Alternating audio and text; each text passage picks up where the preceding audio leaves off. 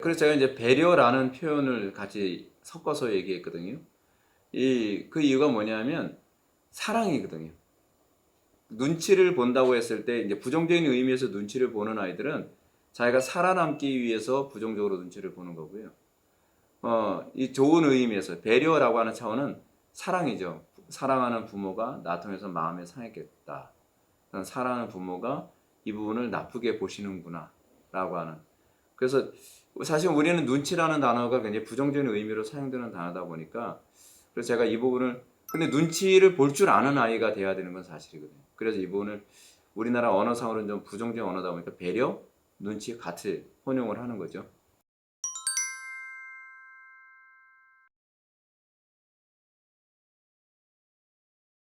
그게 이제 그 오프라인과 온라인의 한계성이거든요. 그리고 이제 제가 항상 강조하고 싶은 게 뭐냐면, 심리학은 인간의 어떤 이성의 절대성, 전능성을 믿고서 이렇게 하면 다 바뀌어. 그러니까 일종의 심리학은 뭐냐면 인간을 기계로 보는 관점이거든요. 그러니까 기계로 보기 때문에 마치 그 1 플러스 1은 2라는 관점, 그런 어떤 결과를 도출해낼 수 있다고 믿는 인간적 어떤 자신감이 깔려 있거든요. 근데 저는 그게 아니라는 거죠. 예. 왜냐하면 인간은 유기적인 존재이고, 그리고 이 기계적인 존재가 아니란 말이에요. 그래서 또 아무리 좋은 방법이라 하더라도 저 사람에게 동일한 결과를 도출해낼 수 없는 거죠. 하나님의 작정도 거기에 또 들어가 있고요. 그러니까 이걸 배제하지 않았으면 좋겠어요. 예. 방법론이 절대적이지 않습니다. 그래서 항상 기도를 강조하는 거거든요. 기독교인들이 믿음으로 자녀를 양육하는 것과 기독교인이 아닌 사람이 스킬로만 이 방법을 사용했을 때 결과는 완전히 다르게 나올 수가 있어요. 우리의 방법은 불안정하거든요. 교육을 받는 자녀들도 심리적으로 다 불안정한 상태고요. 근데 이것을 균형을 잡아주시는 분이 성령님이시거든요. 우리가 아무리 좋은 방법을 사용해도 성령께서 그 방법을 긍정적으로 사용되어지도록 수용되지 않으면 오히려 그 방법이 다른 이상한 결과를 도출해내는 경우가 되게 많이 있어요. 그래서 제가 항상 기도를 굉장히 많이 강조하는 이유가 뭐냐면, 우리가 전능하지 않은, 우리의 방법론이 절대적이지 않은, 그리고 이 방법론이 아이들에게 먹혀 들어갈 수 있게 해달라고 기도를 합니다.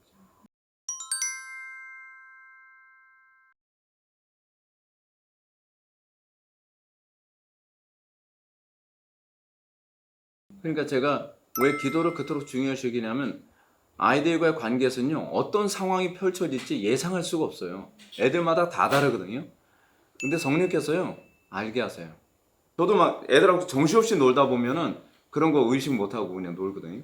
근데 놀다 와도 손 딱 놓고 곧바로 표정 딱 바꾸는 거예요. 그건 아니지. 그럼 애들 그냥 당혹스러워. 왜냐면 방금까지만 해도 막 웃으면서 완전 친구처럼 놀다가 갑자기, 근데 그게 뭐냐면, 너희들하고 아빠하고는, 너희들은 자녀고 나는 아빠야. 나는 선생님이고 너는 학생이야. 이 일은 나는 어른이고 너희들은 아직 어린이야. 라고 하는 이 관계에 대한 인식을 계속 긴장하게 만드는 거예요. 그러니까 사실은 제가 지금 가르치는 이 자녀 교육은요, 다 신앙과 다 직결된 내용들이에요.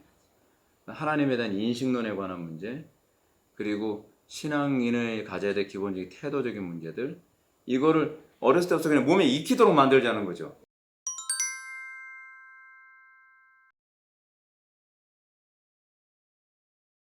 고집이 일단 꺾여야 되고요. 여기서 우리가 조심해야 될 게 뭐냐면, 고집을 꺾는다는 것과 생각을 꺾는다는 건 별개 문제입니다.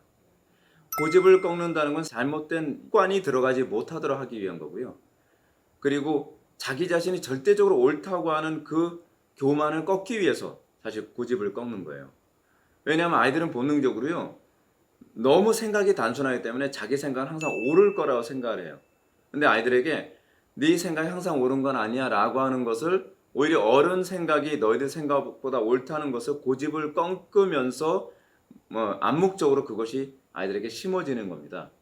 근데 자기 고집이 살아있는 아이들은요, 부모의 생각이 옳을 것이라고 생각을 안 해요. 그러니까 일단은 전제를 바꿔놓는 작업이 고집을 꺾는 거거든요.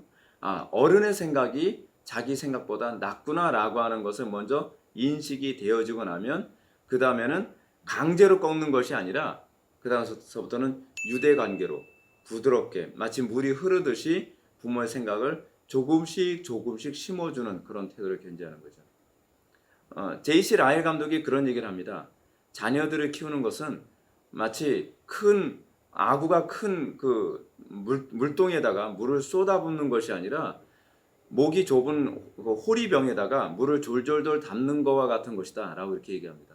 한꺼번에 내 생각을 다 심어주려고 하는 것이 아니라 천천히 차분하게 졸졸졸 우리의 신앙, 우리의 세계관을 아이들한테 심어줬을 때 이 아이들의 그 세계관이라고 하는 이 호리병이 깨지지 않고 부드럽게 잘 수용될 겁니다.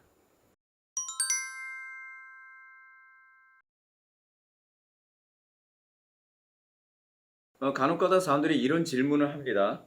목사님처럼 애들을 교육하게 되면 아이들 학교에서 왕따 됩니다. 애들을 그렇게 어른스럽게 키우게 되면 아이들하고 어떻게 어울리겠습니까? 라고 이런 질문을 많이 합니다. 이게 전형적인 사변적인 사고에서 나온 거예요. 절대로 그렇지 않습니다. 여러분 대부분 학교에서요. 물 흐리는 아이들은요. 어른처럼 죄 짓는 아이들이 주로 물을 흐립니다. 그럼 어른처럼 죄 짓는 아이들이 물을 흐린다고 했을 때에 반대로 얘기하게 되면 어떤 아이가 그 물을 정화시킬까요? 어른처럼 생각하는, 어른처럼 건전하게 생각하는 아이들이 걔네들을 훈계합니다. 그러니까 제가 우리 아이들뿐만 아니라 우리 교회 아이들을 제가 양육을 해봤더니요. 얘네들이 어른처럼 이제 경건을 배우고 어른처럼 이 바르게 생각하는 것을 배우니까 걔네들보다 의식 수준이 높아서 걔네들의 세계관을 주도합니다. 그러니까 왕따가 되는 것이 아니라 오히려 애들을 가르쳐서 자기처럼 사고하는 아이들을 오히려 리드를 하는 현상이 나타나요. 그러면서 리더십이 생기더라고요. 그리고 다른 아이들을 왕따시키거나 교회 안에서 무리를 일으키는 아이들이 있으면 걔네들을 설득해서 걔네들을 하여금 어른처럼 이렇게 살아가도록 이렇게 설득하고 유도하는 그런 모습도 봤거든요. 그러니까 우리가 이 땅에서 우리 아이들이 경건하게 가르친다 해서 왕따 된다고 걱정 안 하셔도 됩니다. 오히려 지도자가 되고 오히려 리더가 될 수 있다고 하는 그 부분을 좀 많이 염두에 두시면 좋을 것 같습니다.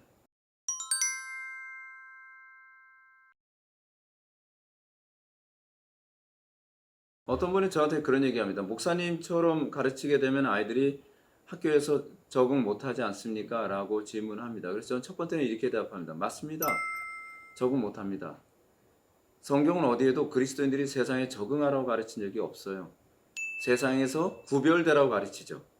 근데 세상과 구별되어지게 되면 구별된다는 것은 타협하지 않는다는 얘기거든요.